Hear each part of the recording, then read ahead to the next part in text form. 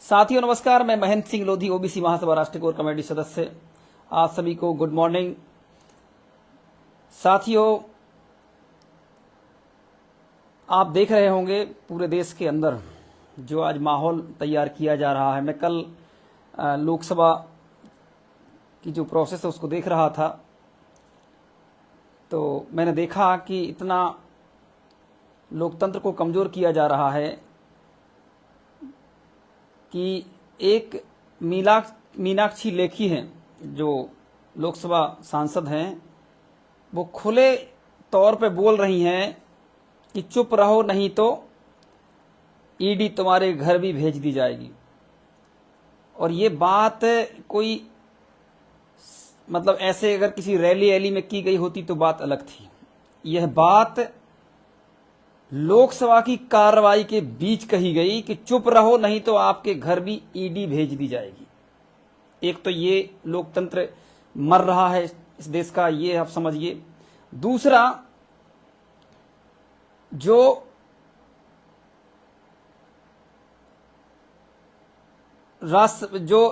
लोकसभा में सभापति हैं बिरला जी,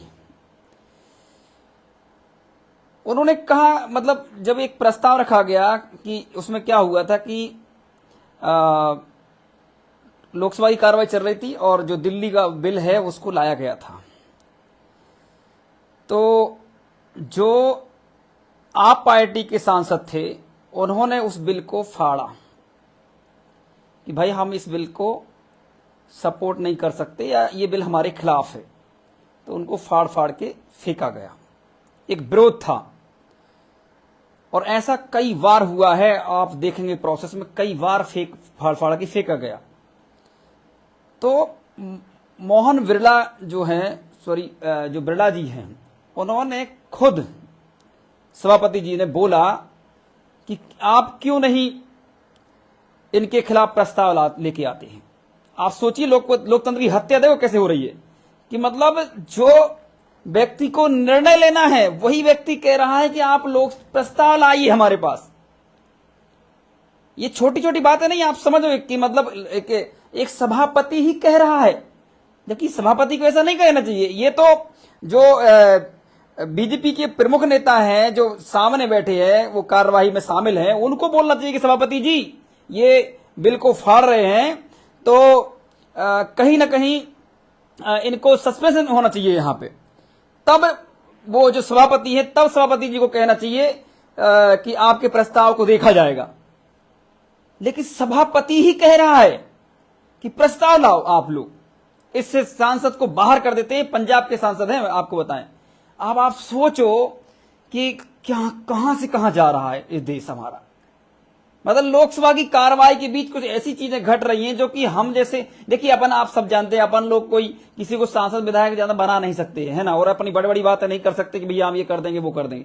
कम से कम सीख तो सकते हैं कि लोकतंत्र मर रहा है।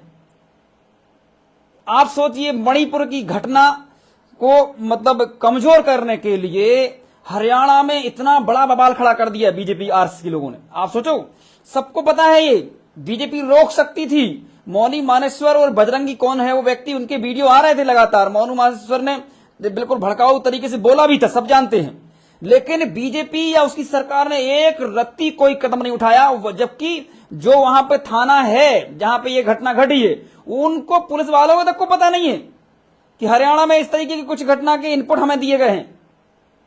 क्योंकि हरियाणा सरकार है जो है और ये केंद्र सरकार दोनों चाहती थी कि ऐसी कोई बड़ी घटना घटे जिसमें हिंदू मुस्लिम की कहानी तैयार की जाए, और वो कहानी तैयार की गई। लेकिन बीजेपी को तब झटका लगा, आरएसएस को तब झटका लगा जब इसमें गुर्जर, जाट और यादव कम्युनिटी और जो बड़े समुदाय हैं उन्होंने बाइकआउट कर दिया कि भैया हम इस हिंदू मुस्लिम की राजनीति में, आपके इस एजेंडे में नहीं आएंगे। ये सीख लेना चाहिए, क्योंकि किसानों ने इसलिए इनने बोला कि भैया जब बेटियां हमारी धरने पे बैठी थी और ब्रजभूषण सिंह पर लगातार आरोप लगा रही थी, तब ये कोई नहीं आया हिंदूवादी संगठन। जब उस समय नहीं आए, जब किसान आंदोलन में 600 लोग मर गए, तब कोई हिंदूवादी संगठन नहीं आया। आज बीजेपी को फायदा पहुंचाने के लिए, एक विशेष पार्टी को, एक विशेष समुदाय को फायदा पहुंचाने के लिए यह हिंदू मुस्लिम की एक रचना रच रहे हैं। तो लोगों ने समझ लिया, क्योंकि काफी दिन हो गया हिंदू मुस्लिम कहां तक क्या कर रहे हैं, यहां रोजगार नहीं मिल रहा है, शिक्षा खत्म कर दी, फ्री शिक्षा बची नहीं है, जबकि संविधान में बाबा साहब भीमराव अम्बेडकर ने फ्री शिक्षा का प्रावधान किया था, उसको भी खत्म कर दिया इनने, है ना। आप इन्होंने हमें फ्री सोशल मीडिया मिला था, आप उसको भी खत्म कर दिया। इनने क्या किया, व्हाट्सएप सबको खरीद लिया कि भैया इसमें जीएसटी लगाओ और हमें पैसा दो, आपको जैसा करना करते रहो। अब क्या किया उनने, मेरे व्हाट्सएप दोनों, अभी एक पहला व्हाट्सएप तो बैन किया ही था, दूसरा व्हाट्सएप भी मेरा बैन कर दिया, मतलब दोनों व्हाट्सएप बैन कर दिए। मैं कोई भी जानकारी आप तक अब भेज नहीं सकता हूं। और ये आप भी जानते हैं, आपसे इसीलिए कहता हूं कि कोशिश करो कि मेरा वीडियो ज्यादा से ज्यादा शेयर कर सकें आप लोग, क्योंकि बहुत बुरी स्थिति है इस देश के अंदर। मतलब अंग्रेजों के समय तो ठीक ठाक था, कम से कम बोल के आपको फांसी दी जाती थी कि आपने गलत किया है। इस समय की वो स्थिति है कि आपको पता ही नहीं चलेगा कि आपका कब खेल हो गया, ये स्थिति चल रही है। तो जो इस देश के अंदर घट रहा है, कहीं ना कहीं वह हमारे लोकतंत्र के लिए बहुत ही खतरनाक है। और कल जो मीनाक्षी लेखी ने लोकसभा में जो बोला एक सांसद को कि आप चुप रहिए, आपके पास भी ईडी भेज दी जाएगी, ये लोकतंत्र की कितनी बड़ी हत्या है, आप समझ नहीं सकते हो। ये सभापति के सामने बोले गए वर्ड हैं, आप समझ रहे हो क्या बोल रहा हूं। और सभापति का भी आप देख लीजिए, ऐसा सभापति है कि वो खुद बोल रहा है कि भाई इस लोकसभा जो विधायक सांसद है उसके खिलाफ आप प्रस्ताव लाओ, हम इसको बाहर करते हैं। आप समझ रहे हो, जबकि ये जो सभापति होते हैं वो किसी का नहीं होता है। भले आपको बीजेपी ने चुना हो, आपकी ज्यादा वोट थी, लेकिन आप क्योंकि सदन में हैं तो आप सबके हैं, आप उसका भी पक्ष रख सकते हो कि भैया उसने ये बिल इसलिए फाड़ा है, अब आप क्या चाहते हो, आप लोग क्या चाहते हो। लेकिन नहीं, ऐसा नहीं हुआ। क्या किया, उसको कहा भैया एक काम तो आप लाओ प्रस्ताव, इनको बाहर कर देते हैं। ये कौन बोल रहा, सभापति जी बोल रहा है लोकसभा में। मतलब अब जो है मनुवादी सिस्टम पूरी तरीके से काम कर रहा है और ये मनुस्मृति लागू करने का पूरी तरीके से काम शुरू हो चुका है। कि एक तो बोलते हैं डरा रहे हैं, मतलब लोकसभा में एक सांसद को मीनाक्षी लेखी डरा रही है कि चुप बैठो आप, आपके यहां भी ईडी भेज दी जाएगी। मतलब ये इस देश के अंदर चल रहा है। आप सोचो, ये वहां ईडी नहीं भेज रहे हैं जहां पर मोदी जी, आप विचार करिए कि मोदी जी कहते हैं मध्य प्रदेश में आके, भाई ये किसी से छुपा तो है नहीं, मैं अलग से नहीं बोल रहा हूं, कि 70 लाख करोड़, पता नहीं कितने लाख करोड़ का घोटाला महाराष्ट्र की एनसीपी में जो लोग हैं, चाहे शरद पवार के लोगों पे या इनके ऊपर इन्हें लगाया था एलिगेशन, मोदी जी ने खुल के लगाया था। और 3 दिन के बाद मोदी जी ने उनको सरकार में ले लिया वहां की। आप समझ रहे हैं इनके भ्रष्टाचार, मतलब आप समझ रहे दिल्ली के जो लोगों ने जो भ्रष्टाचार किया वो भ्रष्टाचार है। और महाराष्ट्र के लोगों ने 70,000 करोड़ के भ्रष्टाचार करे और उन्हीं को इन्होंने, चाहे प्रफुल्ल पटेल हो, चाहे वो इसमें छगन भुजबल जी हो, चाहे इसमें आपके वो अजीत पवार जी हो, सबको उनको ले लिया और थपथपा रहा है ऐसी पीठ। वाह, अजीत पवार जी किनके, शरद पवार के मंच पे बैठाने के बाद। ये लोकतंत्र चल रहा है इस देश के अंदर। आप लोगों को क्या लग रहा है हम लोगों की आवाज कभी भी बंद हो सकती है? मैं बता दूं आपको, कभी भी बंद हो सकती है। इसलिए कई बार मैंने बोला, जितने भी तमाम संगठन चलते हैं, भैया एकता में चलो, एकता में चलो, लेकिन सभी को लगता है हम तो बीमारी वाले हैं, हम तो ओबीसी महासभा वाले हैं, हम तो ये वाले हैं, जैस वाले हैं, हम खुद ही सबसे श्रेष्ठ हैं, हमें क्या दिक्कत है। अरे ये सब बंद हो जाएगा तुम्हारा। आपको पता अभी हरियाणा मणिपुर में हुआ, मध्य प्रदेश में भी कर दिया बजरंग दल ने। क्या किया पता है आपको? बजरंग दल ने हुड़दंगी यात्रा निकाल के और एससी समुदाय के ऊपर अटैक कर दिया। यहां सीहोर में आपको पता कर लो, आपको अभी जानकारी नहीं मिलेगी, आज पूरे में जानकारी मिल जाएगी। और बाबा साहेब अंबेडकर की मूर्ति को क्षतिग्रस्त कर दिया। आप समझ रहे मेरी बात? क्या मैं बता रहा हूं आपको, बाबा साहेब भीमराव अंबेडकर की मूर्ति को क्षतिग्रस्त कर दिया इन लोगों ने। कहां पे? सीहोर में। और ये बात मतलब सरकार तक पहुंच भी गई, इसके बाद कोई कार्रवाई नहीं। अब क्योंकि अब जब बाबा साहब भीमराव अंबेडकर की मूर्ति आप सार्वजनिक रूप से क्षतिग्रस्त करोगे तो मामला क्या है, तनावपूर्ण बनेगा। और मामला तनावपूर्ण बनेगा तो इसको ये धीरे से हिंदू मुस्लिम कर देंगे। ये धीरे से कुछ नहीं लगता। आरएसएस बीजेपी को आप लोगों को लगता होगा हम जो एक खुल के बोल रहे हैं, हमारे ये वीडियो आपको सुनने नहीं मिलेंगे कुछ दिन के बाद। आज हम बोल पा रहे हैं क्योंकि कल के दिन हो सकता है कि ये साल 2 3 4 महीना 10 महीने के अंदर ये जेल में डाल दें, कभी भी कर सकते, कुछ भी, इनको कोई फर्क नहीं पड़ता साथियों। ये जल्द से जल्द, क्योंकि मुझे आपको पता है मेरा व्हाट्सएप बंद कर दिया, फेसबुक की रीचिंग कम कर दी। आज आप लोग माने बड़ी चाह से जुड़े हुए हैं, इसलिए ये वीडियो थोड़ा सा बढ़ रहा है आगे, नहीं तो ये 10-12 लोग ही सुन पाते हैं मेरे वीडियो को। तो इसी प्रकार से जैसा कि जाटों ने निर्णय लिया, गुर्जरों ने लिया, यादवों ने लिया है, ऐसे ही लोधी समाज या अन्य ओबीसी वर्ग की, चाहे कुर्मी समाज हो चाहे अन्य समाज हो, को ये हिंदू वाला नशा उतार दो अपना।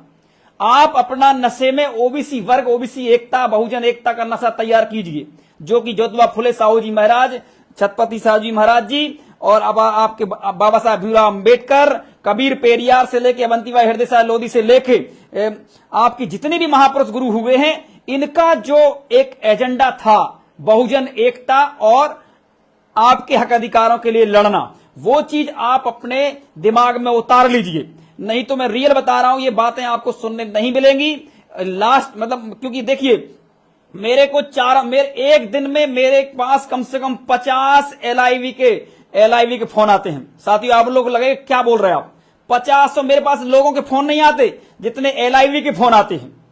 और अब आपको बताएं, मोदी जी की बुंदेलखंड में रैली होने वाली है, तो उस कारण मेरे पास इतने फोन आते कि मेरे व्हाट्सएप को बैन कर दिया गया। इसलिए जब मैंने कुछ अपने वाले लोगों से पूछा कि भैया मेरे क्यों ऐसा हो रहा है, तो उन्होंने बोला कि बुंदेलखंड के हैं आप दमोह क्षेत्र के हैं, इसलिए मोदी जी की रैली होने वाली है, इसलिए आपके व्हाट्सएप को, फेसबुक को बंद कर दिया जाएगा। हो सकता है कि आपको जल्द उठा के जेल में डाल दिया जाए।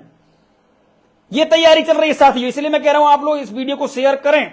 और जो ये एजेंडा बनाने का प्रयास कर रहे हैं, आपको मैंने एक और बात बोलूंगा, जो जाति के जो कार्यक्रम हो रहा है भोपाल के अंदर, साथियों सुनते रहना आप लोग, बहुत महत्वपूर्ण जानकारी दे रहा हूं आपको। ये जितने भी आपको मिलेंगे, जितने भी आपको ये जाति के लोग मिलेंगे, ये इनमें बीजेपी या कांग्रेस के विधायक होंगे और यही जाति के अध्यक्ष बने होंगे, प्रदेश अध्यक्ष बने होंगे, और यही लोग बिचौलिए बनके आपके हक अधिकारों को बेचने का काम करेंगे। अभी ओबीसी महासभा ने सभी राज्यों में क्या किया आपको पता होगा, बड़े कार्यक्रम किए, हमने ज्ञापन दिया, हमने जाति जनगणना के लड़ाई लड़ी, हमने सभी समाजों, ओबीसी वर्ग की जितनी जातियां हैं सबके साथ जो प्रताड़नाएं हुई हैं उनको हमने अपने एजेंडे में शामिल करके उनके लड़े और कई मुद्दों पे हमें सफलता मिली। कैसे मिली? ओबीसी की एकता स्थापित करके। जाति के नाम पे मैं बता रहा हूं, आप लोग चाहे किसी भी वर्ग के क्यों ना हो, चाहे कुशवाहा हो, चाहे कुर्मी हो, चाहे यादव हो, चाहे लोधी हो, चाहे प्रजापति हो, चाहे रजक हो, चाहे आप धाकड़ हो, चाहे घोसी हो, चाहे सोनी हो, ताम्रकार हो, चाहे साहू हो, जितनी भी समाजें हैं, आप बताइए आपको किसी भी जाति के संगठन ने आपको सफलता दिलाई हो किसी भी चीज में? नहीं मिली आपको। जब आपने देखा होगा, चाहे वो बंडा की बेटी, लोधी समाज की बेटी का हो, सागर कार्यक्रम 2 लाख लोग इकट्ठे हुए थे। चाहे वो आपने देखा होगा आरक्षण के खिलाफ जब रैली हुई भोपाल के अंदर, उसमें भी बहुजन एकता स्थापित हुई। आप देखेंगे पूरे यादव हो, चाहे सभी समाजों के हमने मुद्दे उठाए। चाहे करणी सेना ने छतरपुर के अंदर यादव समाज के साथ गलत किया हो, चाहे आप यादव कुर्मी समाज के साथ छतरपुर में किया गया हो, चाहे कुशवाहा समाज की बेटियों के साथ बलात्कार किया गया हो, या फिर कुशवाहा समाज के लोगों को सतना में गोली मार के हत्या कर दी गई थी। सागर में भी कृतेश कुशवाहा की जो है वो हत्या कर दी गई। मतलब तो आपको कहने का मतलब ये हम लोगों ने इन मुद्दों को उठाया है। आप बताइए जाति के मुद्दों, जातिगत जो संगठन आज जो सक्रिय हो रहे हैं सिर्फ टिकट दिलाने के लिए, और आपकी जो क्षमता है आपकी जाति की क्षमता कितनी है?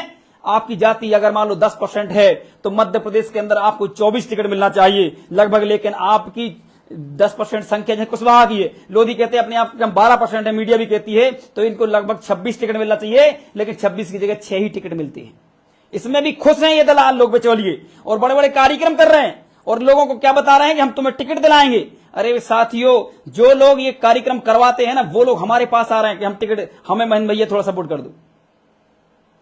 मैं बता रहा हूं आपको, लेकिन इनको बुरा लगता है। तो जब वो विधायक हैं एक पार्टी के, तो उस पार्टी के खिलाफ नहीं बोल सकते हैं। ये बार बार मैं कह रहा हूं, हमको इसलिए अगर जाति के संगठन के भी कार्यक्रम हो रहे हैं तो ये विधायक सांसद नहीं होना चाहिए बीजेपी के, और इनको नहीं बुलाना चाहिए, क्योंकि आपने पहले भी इनको जाति के नाम पे जिता के भेजा है।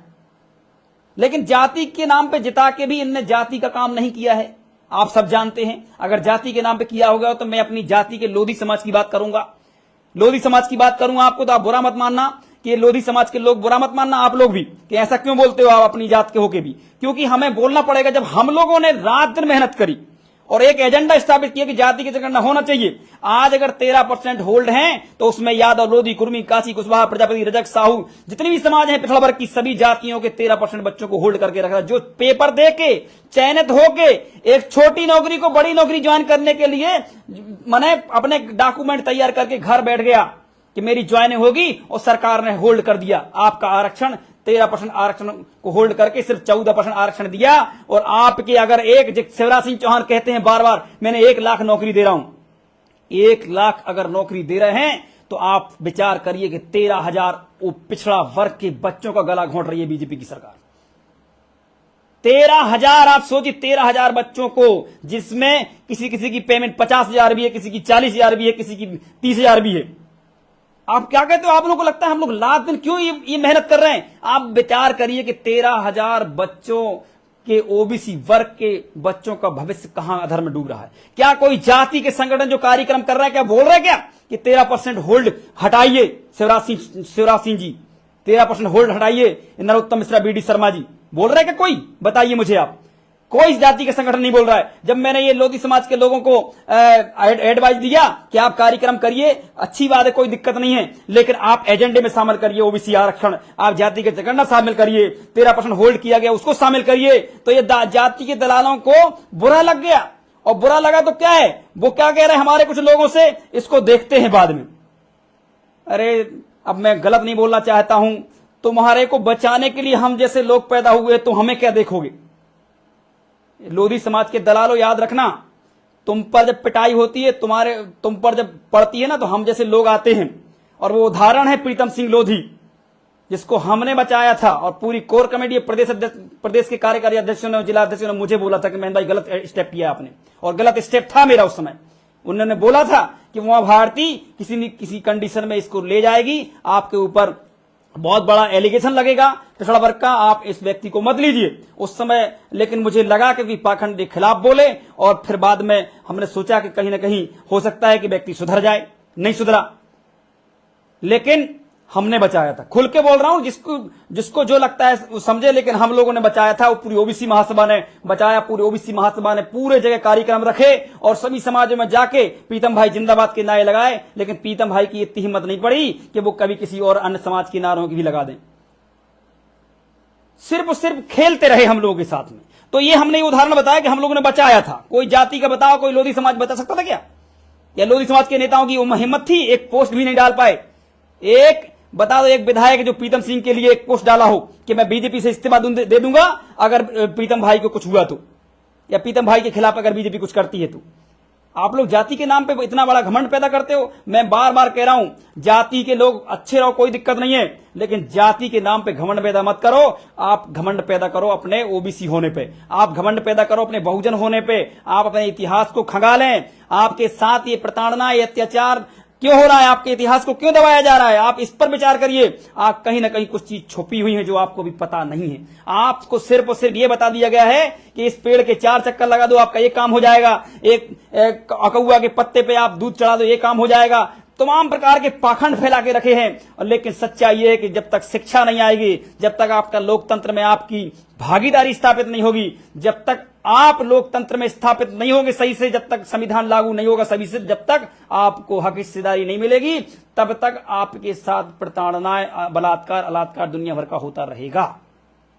मैं पुनः बोल रहा हूं आपको, मेरे वीडियो ये बंद किए जाएंगे, हो सकता है 5-6 दिन के अंदर अरेस्ट भी किया जाए। बहुत सारी चीजें चल रही इस समय जो मैं आपको बता रहा हूं, अवगत करा रहा हूं। कई जगह से कई इनपुट आ रहे हैं कि हम जैसे लोगों के ऊपर कंट्रोल करना चाहती है बीजेपी, आरएसएस बड़े स्तर पे, और वो एक फार्मूले के तहत हम लोगों के बीच आएगी और वो काम कर रही है। लेकिन हम आपको बोल रहे हैं कि साथियों, अगर हम लोगों को जेल भी हो जाती है ना, हम लोगों को अगर अंदर भी डाल देती है, तो आप डरना मत। हमारे अंदर से खाल खींच ली जाए, इसके बाद भी आप डरना मत, क्योंकि देखो बगावत तो करना पड़ेगी।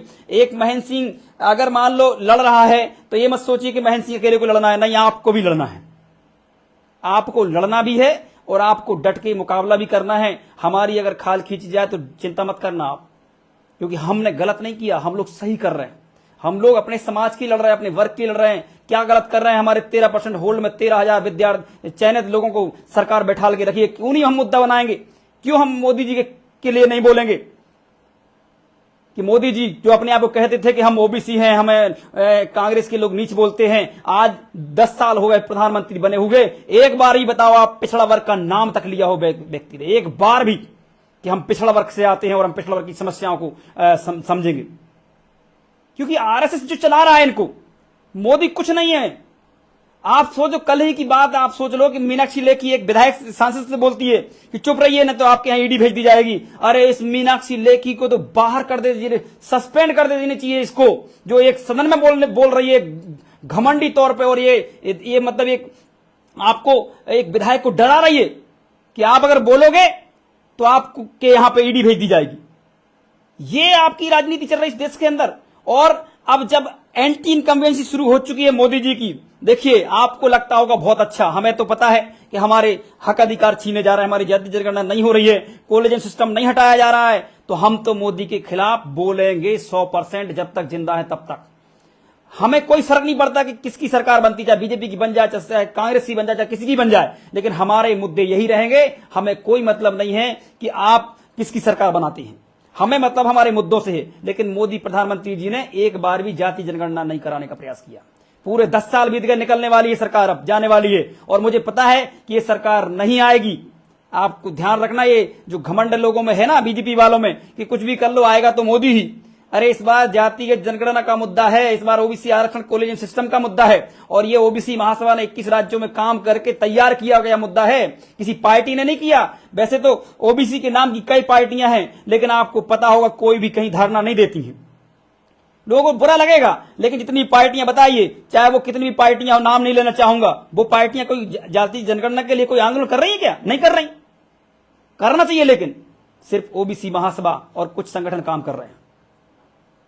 इसलिए सभी तमाम साथियों से मेरा निवेदन है कि आप लोग तैयारी के साथ रहें। हम लोगों को ऊपर ओबीसी महासभा कोर कमेटी प्रदेश के जो अध्यक्ष हैं या जिलाध्यक्षों पे बड़ी बड़ी कार्रवाई करने का प्रयास करेंगे बीजेपी के लोग, क्योंकि अभी जो हमें समझ में आ रहा है, जैसे दोनों व्हाट्सएप मेरे बैन कर दिए गए बिना रीजन के, दोनों व्हाट्सएप बैन कर दिए गए, मेरा फेसबुक का रीचिंग भी कम कर दिया गया। आप लोगों का आज सहयोग मिला है, आप लोगों ने सुना, इसलिए आज रीचिंग में थोड़ा सा लोग सुन रहे हैं। इसी प्रकार से सब कुछ ये बंद करना चाह रहे हैं, सोशल मीडिया ही बंद करना चाह रहे हैं। और जो घटना बजरंग दल के लोगों ने की है सीहोर में, बाबा साहब भीमराव अम्बेडकर की मूर्ति को क्षतिग्रस्त कर दिया, और इसी के साथ साथ वहां के लोगों के साथ मारपीट की गई है। बीजेपी पुनः है, आपको सतपाल मलिक जी को सुना होगा आपने, कई लोगों को लगता होगा यार ये कुछ भी बोलता है सतपाल मलिक जी, लेकिन सतपाल मलिक जी सरकार में रहे हैं, उनके साथ उनके सब उठक बैठक रही है उनकी, वो जानते हैं आरएसएस बीजेपी की क्या आइडियोलॉजी है, कैसे वो रूल करती है। तो उन्होंने इसलिए बता रहे हैं, अभी आप देखो प्रशांत भूषण को सुनिए, मेरी बात नहीं है, एक इतना बड़ा वकील प्रशांत भूषण ये कह रहा है कि ये जो पार्टी है आने वाले समय पे राम मंदिर पर भी कुछ ना कुछ करवा सकती है।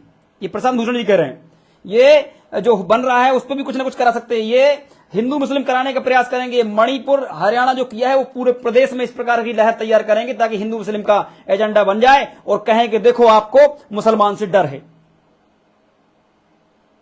आपको मुसलमान से मत, सारे मुद्दे फेल, आपका नौकरी का मुद्दा खत्म, आप बेरोजगारी का मुद्दा खत्म, शिक्षा का मुद्दा खत्म। शिक्षा के सोचिए आप कितनी महंगी हो गई शिक्षा, और जो टीचर जो काम कर रहे हैं शिक्षा में, आप उनको इतने काम दे दिए गए हैं तमाम प्रकार के कि कोई पढ़ा ही नहीं पाता है, और सरकार कुछ बोल नहीं सकती है क्योंकि काम तो सरकार का ही कर रहे हैं वो लोग। और तमाम प्रकार की रैलियां, अभी आप देखो मध्य प्रदेश के पूरे राज्यों में टीचर हो, चाहे जितने भी सचिव हो, चाहे सरपंच, सबको लगा रखा है कि भैया में भीड़ बढ़ाओ, और भीड़ बनाने के लिए ये सब अधिकारी कर्मचारी लगे हुए हैं, इनका कोई फोकस नहीं है भारत देश की विरासत को, इसकी जीडीपी को आगे बढ़ाने के लिए। जीडीपी कैसे बढ़ती है? जब हम जैसे मान लो हमारे पास काम दिया है कोई सरकार ने, और उस काम को हम पूर्ण रूप से ईमानदारी से सही समय पे कर देते हैं, तब आपकी जीडीपी बढ़ती है, जीडीपी बढ़ती है। आप लोगों को शायद मालूम नहीं होगा इस चीज को, एक फार्मूला है ये। आपके पास कोई काम है, जैसे आपको एक कोई मकान बनाना है, सरकार ने आपको पैसे दिए, मान लो 2 लाख रुपए पैसे दीजिए। शायद ये सुनते रहिए, आप भागिए नहीं, अभी बहुत महत्वपूर्ण जानकारी दे रहा हूं। मान लो जीडीपी कैसे बढ़ती है, देखिए आपको काम दिया सरकार ने कि आपको 2.5 लाख रुपए दिए, आपको ये 6 महीने के अंदर या 5 महीने के अंदर ये काम करना है पूरा। और आप जब आप, क्योंकि आप उसमें ईंट गारा में सब कुछ खरीदेंगे, ठीक है, तो जब सब खरीदेंगे तो क्या होगा कि आप जो पैसा खर्च करेंगे, जो आपको 2.5 लाख रुपए मिला है, वो पैसा आप 6 महीने के अंदर अगर खर्च कर देते हैं तो वो कहीं ना कहीं जीएसटी के माध्यम से या तमाम प्रकार की चीजों के माध्यम से सरकार के पास जाएगा। तो सरकार क्या करेगी, बहुत ही जल्द फिर दूसरे व्यक्ति को मकान दे देगी बनाने के लिए या काम दे देगी। तो इससे क्या होगा, पैसा जो है आपका सर्कुलेट होता रहेगा जल्दी जल्दी, और सरकार, तुम्हारा काम भी होता जाएगा और सरकार के पास इनकम का सोर्स भी रहेगा, और ये पैसा होल्ड नहीं होगा, जिससे कि आपकी जीडीपी बढ़ती है। जीडीपी इसीलिए कहते हैं कई तमाम बड़े जो देश हैं, जो और अन्य देश हैं, उनमें क्या है कि काम और समय को वो लिमिट में रखते हैं कि अमेरिका हो, चाहे जापान हो, चाहे चाइना हो, चाहे अन्य जितने भी देश हैं, उनमें टाइम टेबल का बहुत महत्व रहता है। आपने ये रोड दी है, इसको आपको 2 महीने के अंदर बनाना है, मतलब बनाना है, और वो 2 महीने में बना के देते हैं। इसलिए उनकी जीडीपी हम लोगों से बहुत ऊपर रहती है, हमारी जीडीपी कमजोर रहती है। क्यों? क्योंकि हम सही समय पे काम नहीं करते। क्यों नहीं होता है? क्योंकि सरकार जो है वो सरकारी मशीनरी का उपयोग, सरकारी सिस्टम का उपयोग जो है वो कहीं ना कहीं अपनी वोट के लिए करना शुरू कर देती है, या मतलब अपनी जो विचारधारा उसको चमकाने के लिए करती है कि लाडली बहना के लिए लग जाओ सब लोग, है ना। फिर वो तमाम प्रकार की झूठे वादे, तमाम प्रकार की कौन सुनने आएगा, झूठा वादा कोई नहीं सुन सकता, इसलिए उनको लगाते अधिकारी कर्मचारियों को, भैया लेके आओ, आपकी गांव से 10 लोग तो लाना पड़ेगा, इतने पैसे आपको जी, आपके जिले से इतनी बसें आना चाहिए। तो कौन आएगा, किसको बोलेगी सरकार? उन्हीं अधिकारी कर्मचारियों को। सरकार अच्छे काम अगर करेगी तो जनता अपने आप भागेगी। आप बताइए, अगर कोई भी सरकार, मोदी सरकार है, शिवराज सिंह चौहान है, चाहे कमलनाथ कांग्रेस की सरकार हो, अगर आप अच्छे काम कर रहे हैं तो फिर आपको जनता जुटाने की जरूरत नहीं है। जनता तो खुद भागती हुई आएगी कि भैया आपने हमारा मकान बनाया था, आपने हमारे यहां लाइट दी है, आपने हमारे यहां थोड़ा अत्याचार हुआ था, आपने उसमें इन्वॉल्व होकर काम किया है। जब काम ही नहीं किया है, और इतनी बुरी राजनीति हो रही है भारत देश की, भारत देश की स्थिति बहुत खतरे में आने वाली है। सिर्फ वोट के लिए काम हो रहा है इस समय, और वोट के लिए काम इतना ज्यादा हो रहा है कि आने वाली स्थिति बहुत गंभीर होने वाली है। इसलिए साथियों, मेरा व्हाट्सएप बंद कर दिया गया दोनों, और फेसबुक भी लगभग बंद ही है। ये आज पता नहीं कैसे इतनी रीचिंग हो गई, मुझे नहीं पता। इसलिए खतरा है लोकतंत्र पे। जाति के जनगणना की बात करें, अगर आप भोपाल के किसी कार्यक्रम में आ रहे हैं, जाति विशेष के कार्यक्रम में आ रहे हैं, तो आप उसमें जाति जनगणना, ओबीसी वर्ग के खासकर लोगों से बात कर रहा हूं मैं, आप जाति की जनगणना की बात करें। आप कहें कि हमको 52% आरक्षण तो चाहिए है, लेकिन जो 27% में 13% होल्ड किया है उसको भी मुद्दा बनाएं। आप अपने महापुरुषों के जो इतिहास है उसको मैनिफेस्टो में शामिल करवाएं। इन सरकारों से बात करना तो सीखे पहले। अब ये बताओ, जैसे बीजेपी है, अब बीजेपी के मान लो लोधी समाज के विधायक रहे, 7 है 8 है जो भी हैं। अब ये बताओ, जब विधायक है तो विधायक खुद ही इस्तीफा दे दें कि भैया हमारा ये काम नहीं हुआ है 5 साल में। है क्या कोई? बताइए। आप लोग गलत मत समझना। दे सकता है कोई? बताओ कि हमारा ये काम नहीं हुआ, हमें यहां पे न्याय नहीं मिला, हमारे समाज को दे सकता है कोई? लेकिन ये जाति के नाम पे इनको टिकट जरूर चाहिए, लेकिन जाति के नाम पे ये आप अपने वो मतलब इस्तीफा देके नहीं आ सकते।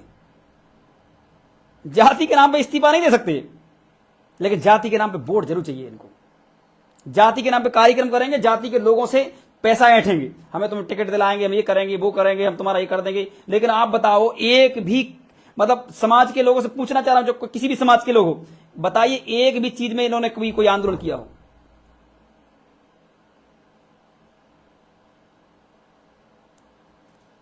तो सभी साथियों से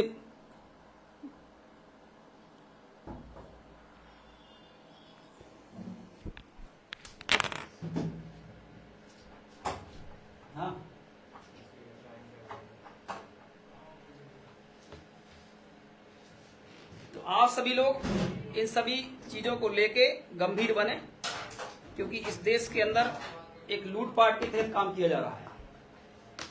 जाति जनगणना बहुत जरूरी है, समाज के दलालों को सबक सिखाना ही बहुत जरूरी है।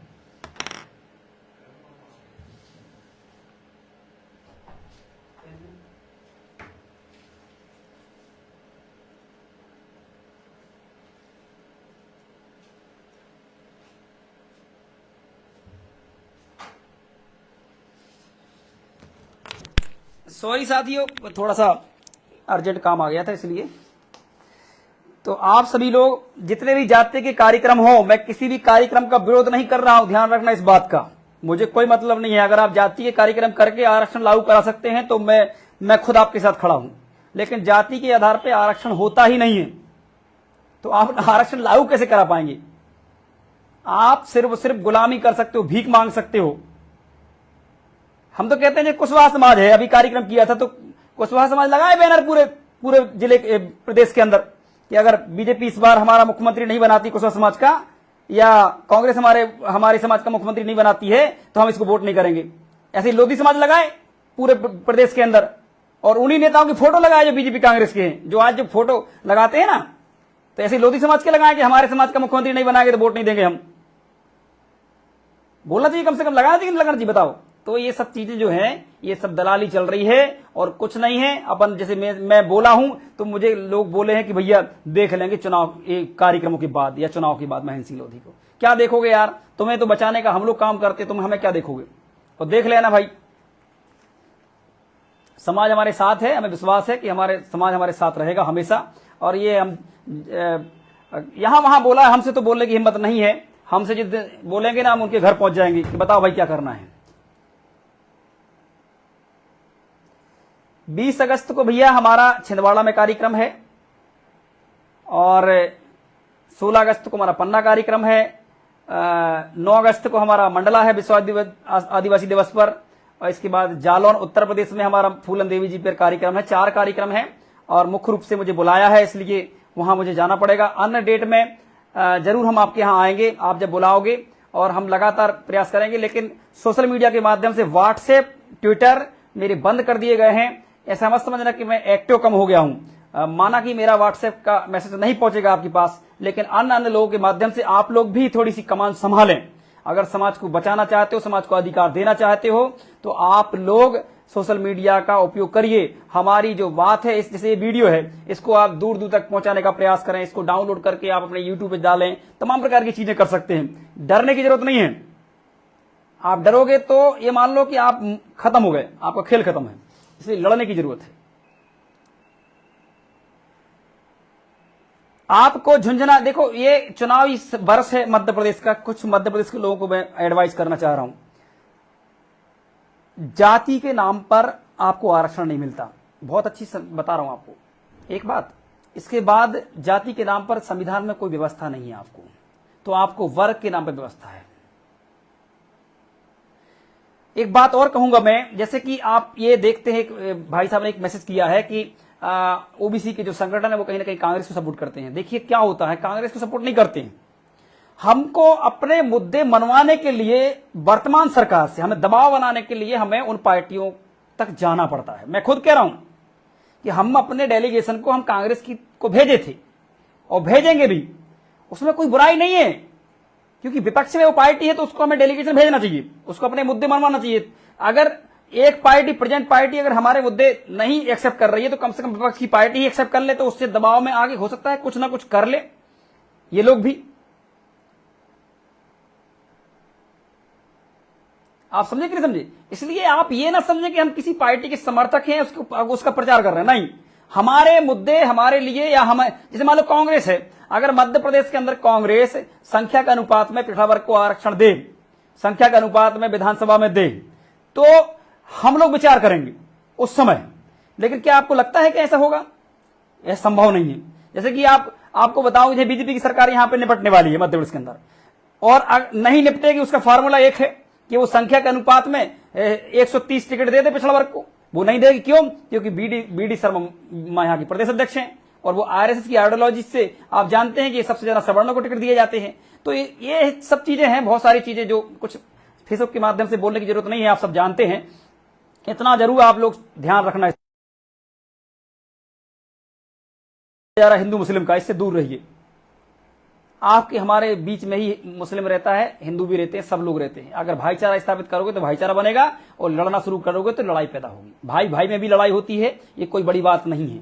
लेकिन अगर सब एकता के साथ मतलब साथ दें और संविधान की व्यवस्था को लागू करें, तो कहीं ना कहीं ये जो लड़ाई झगड़े हैं ये भी बंद हो सकते हैं। लेकिन बीजेपी को सूट करता है हिंदू मुस्लिम, इसलिए वो कराने का प्रयास करेंगे। लेकिन इस बार जाट, गुर्जर, यादव और लोधी भी इस बार इस मूवमेंट में शामिल नहीं होने वाला, क्योंकि जो 7 साल से मैंने काम किया है, हमारे समाज ने काम किया है, वो कहीं ना कहीं समझ गया है ये हिंदू मुस्लिम का एजेंडा सिर्फ और सिर्फ ब्राह्मणवाद को बढ़ावा देता है, ना कि लोकतंत्र को स्थापित करने का।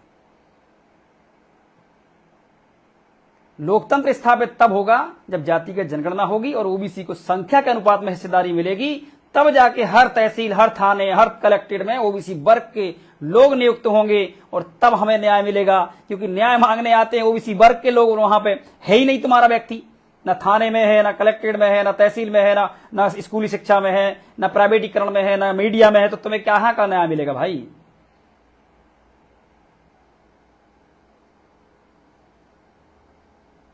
बीस अगस्त को नितिन भाई मेरा कार्यक्रम है छिंदवाड़ा में, वहां बाइक रैली है अवंतीबाई लोधी जी के जयंती पर, इसलिए माफी चाहता हूं कि उस कार्यक्रम में तो मैं नहीं आ पाऊंगा। तो आप क्या, कहां से हैं आप नितिन भैया, आप हैं कहां से ये बताइए, पहले आप अपनी बताएं कहां से हैं आप सभी। खासकर लोधी समाज के लोगों से लास्ट में मैं बता रहा हूं, मैं आपको हिंदू मुस्लिम की राजनीति में बिल्कुल नहीं पड़ना है। ना तो मुसलमान हमारा रिश्तेदार है और ना ही दुश्मन है। जिनके रिश्तेदार हैं वो उनको ही उनसे दुश्मनी करने दो, हमें जरूरत नहीं है। ना अपन ने बेटियां ब्याही हैं और ना ही हमारा कोई रिश्ता है उनसे, इसलिए अपन दूर रहो भैया, भाईचारे के साथ रहो। वो वाला रिश्ता मत अपनाओ, अपन उनको ही अपनाने दो वो वाला रिश्ता। हमारा हम क्यों रिश्ता है वो अपनाएंगे। हाँ डिवाई, आप बुलंदशहर से हैं जहां पे पिंकी लोधी जिसका मर्डर कर दिया गया था, शर्मा परिवार के 4 लड़कों ने हत्या कर दी थी, रेप किया, गैंग रेप, इसके बाद गला रेप की हत्या कर दी थी। और हम गए थे 9 दिन के बाद, तब जाके वहां पे FIR दर्ज हुई थी।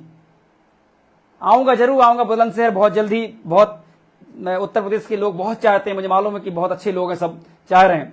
और प्रियंका भारती जी सुन रही हैं, प्रियंका जी ने भी काफी मेहनत करी पिछड़ा वर्ग में, लेकिन कुछ गलत लोगों के कारण जो फ्रंट पे नहीं आ पाई।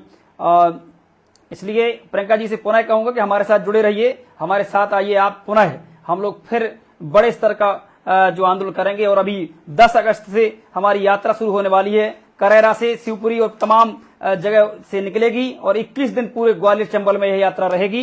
इसलिए उस यात्रा में भी शामिल हों और अपने पिछड़ा वर्ग की जो मांगे हैं उनको मजबूत करें। बहुत बहुत धन्यवाद। जय ओबीसी, जय संविधान, जय जवान, जय किसान, जय भारत। मेरा व्हाट्सएप बंद कर दिया गया है, ट्विटर बंद कर दिया गया है, फेसबुक भी बंद किया जा सकता है। इसलिए आप सभी लोग पूरी तैयारी के साथ अपने व्हाट्सएप, फेसबुक पर हमारी जो सूचनाएं हैं कहीं से मिलती हैं तो उसको जरूर सर्कुलेट किया करें। हमारा उद्देश्य ऐसा नहीं है कि हमें नेता बनना है। मैं कह रहा हूं कि हमें कोई नेता नहीं बनना है। अगर नेता बनना होता तो अभी टिकट के पीछे भाग रहे होते, ठीक है ना। तो इसको ऐसा मत समझना, हमें अपने समाज को मूल विचारधारा में लाना है, अपने महापुरुषों की विचारधारा में लाना है। उसके मूल जो उद्देश्य है उसको हमें बताना है। नेता तो बहुत से आए गए और चले जाएंगे, लेकिन उन्होंने विचारधारा नहीं दी अपने समाज को। इसलिए मैं अपने समाज, लोधी समाज को और खासकर ओबीसी वर्ग को एक अच्छी विचारधारा के साथ आगे ले जाना चाहते हैं। इसमें कई हजारों लोग हमारे काम कर रहे हैं सभी समाजों के, उनका सबका साथ दें। धन्यवाद। जय जोहार, जय भीम, इंकलाब जिंदाबाद। अवंतीबाई लोधी जी के का जो जयंती आ रही है, इसमें आप लोग अवंतीबाई लोधी जी के जो जयंती आ रही है, सभी ओबीसी महासभा के लोग और सभी एसटीसी के संगठन, सभी लोग इस जयंती को मनाएं। निश्चित ही हमारे बीच एक भाईचारा उत्पन्न होगा इससे। मैं बहुत बढ़िया हूं प्रियंका जी, आप भी बहुत बढ़िया होंगे आशा करता हूं, और जल्द ही आपसे मुलाकात करेंगे और आपको ओबीसी महासभा में एक अच्छी पोजीशन पर रख के आपका जो मार्गदर्शन है समाज के बीच ले जाने का प्रयास करेंगे। धन्यवाद सभी को। जय अवंती, जय हृदय लोधी, जय साहू जी महाराज, जय फूलन देवी। आप फूलन देवी जी का भी कार्यक्रम है मेरा जालौन में उत्तर प्रदेश में, उसमें भी आप सभी लोग शामिल होंगे। और मंडला में भी कार्यक्रम है, बड़ा कार्यक्रम है आदिवासी दिवस पर, उसमें भी सभी लोग कार्यक्रम में शामिल हों। छिंदवाड़ा में भी मेरा कार्यक्रम है और पन्ना में भी मेरा कार्यक्रम, पन्ना में भी सभी लोग मिलकर एक बड़ा कार्यक्रम होने वाला है, उसमें भी शामिल हों। तो ये 4 कार्यक्रम हैं जिनमें मुख्य अतिथि के रूप में मैं जा रहा हूं। आप लोगों को या बिल्कुल एक गर्व की बात होना चाहिए कि एक किसान परिवार का लड़का को समाज इतना प्यार दे रहा है कि देखिए आज कि मतलब वो मुख्य रूप से मुझे बुलाते हैं। ये आपके लिए गर्व की बात होना चाहिए, क्योंकि वहां पर यादव भी रहेगा, वहां लोधी भी रहेगा, वहां बिसेन भी रहेगा, वहां आदिवासी, SC ST OBC सभी समाजों के लोग रहेंगे और वहां मुझे मुख्य रूप से बुलाया गया है। तो आपको एक शान होना चाहिए कि कम से कम हमारे समाज का व्यक्ति कुछ कर रहा है तो उसको इज्जत सम्मान मिल रहा है, तो वो समाज को सम्मान मिल रहा है। और ये सभी समाजों के, हम लोग धर्मेंद्र यादव जी कितना अच्छा काम करते हैं, आप देखो ब्रजेंद्र यादव जी कितना अच्छा काम कर रहे हैं, पुष्पराज पटेल जी, प्रदीप चौरसिया जी और सभी लोग बहुत अच्छा काम कर रहे हैं। तो इसलिए सबको प्यार दो, सबको सम्मान दो। हमको लोधीवाद में भी नहीं आना है बिल्कुल, क्योंकि लोधीवाद से कुछ मिलने वाला नहीं है, ये ध्यान रखना इस बात का। उत्तर प्रदेश में फूलन देवी का कार्यक्रम कहां पर है? उत्तर प्रदेश में फूलन देवी जी का कार्यक्रम जालौन में है। जालौन के पास में ही एक जगह है, वहां पर कार्यक्रम रखा गया है। उसका पंपलेट मैं आपको भी भेज दूंगा, कहोगे आप तो पंपलेट आपको मैं डाल दूंगा। बिल्कुल बामसेव से भी के साथ भी जुड़े रहे आप, ऐसा कुछ नहीं, बामसेव के साथ जुड़े, जितने भी बहुजन संगठन सबके साथ जुड़े। जहां आपको मैच करता है आपकी आइडियोलॉजी, उसके साथ जुड़ जाएं और आप एक ही विचारधारा है हमारी, ब्राह्मण बात के खिलाफ काम करना। क्यों? क्योंकि ये हमारे खिलाफ हमेशा काम करते हैं। अगर ब्राह्मणवाद हमारे खिलाफ काम नहीं करता होता तो 13% होल्ड नहीं होता मध्य प्रदेश में ओबीसी का आरक्षण, क्योंकि ब्राह्मण समाज के लोग ही गए और उन्होंने स्टे लगवाया, इसलिए हमें आरक्षण नहीं मिल रहा है। धन्यवाद।